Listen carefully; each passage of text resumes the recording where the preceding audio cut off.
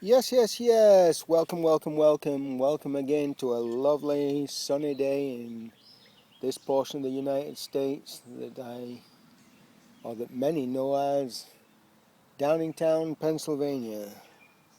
Close to Philadelphia, the birthplace of freedom. Yes, I live and breathe this Philadelphia freedom. Well, here I am sitting outside, living and breathing this Philadelphia freedom. Well, recently we've been talking about how the greatest business ever built was built. How did Jesus build his family business? So we looked into the source of knowledge about this enterprise, and that being the Bible, one of the greatest business books ever written, for one of the greatest businesses ever made.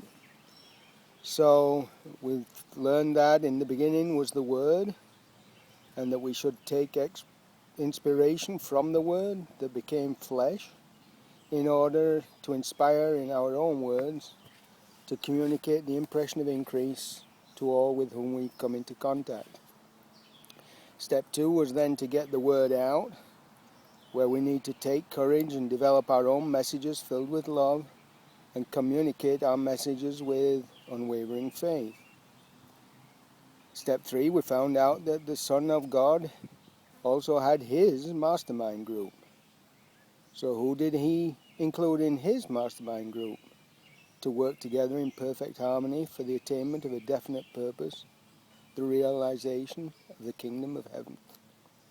Who should we include in ours? So step 4 now covers the next step. We need our leadership team. So what about Jesus' leadership team? Well, in the Bible it says, these are the 12 he appointed.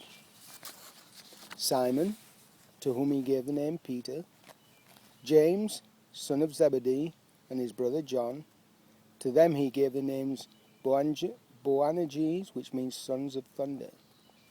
Andrew, Philip, Bartholomew, Matthew, Thomas, James, son of Alphaeus, Thaddeus, and Simon the Zealot.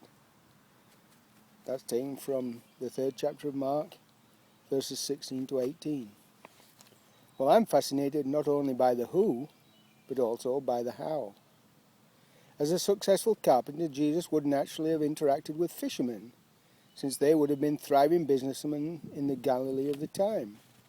So armed with his vision, come, follow me, and I will make you fishers of men, he gets them to leave what was presumably a thriving business on his bigger mission, to carry a message of love. How is that? How big is that? So, for our businesses, what is the relevance? Well, as the president has his cabinet, successful people have their mentors, businesses have their leadership teams. Many business owners I encounter choose to believe that they are their business. In that sense, they do become their business, and it can get very lonely. More to the point, how is it supposed to survive and flourish when its creator is not there for any reason? Jesus built his business to last. From the beginning, he selected and inspired leaders. While I have been unable to identify the professional qualifications of all the members of his team, one story stands out to me. Again, from the Gospel according to Mark, chapter 2, verse 17. Jesus, while teaching, encountered a tax collector, known as Matthew by some, Levi by others, and asked him to become a disciple. Matthew, Levi, accepted and invited Jesus for a meal with his friends.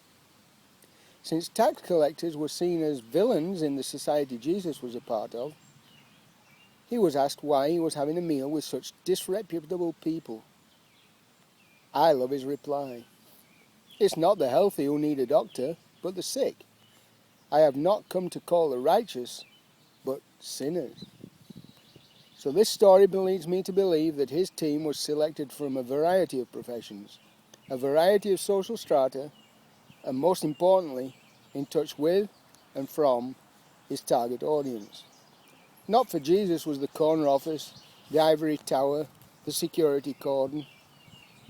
How can anyone choose to connect when they choose to be disconnected? Oh, just for all of you guys out there, this trait is also shared by the greatest creators of lasting value endeavors. Buddha, Muhammad, Gandhi, Mother Teresa, the Dalai Lama, the list goes on. Name your own great leaders and you will see the truth of that. If it was good enough for God, shouldn't it be God enough for us? Pass it on. Thank you, thank you, thank you, my friends. Namaste once again. I bow to the wisdom of the Spirit within you. Take care. Ciao.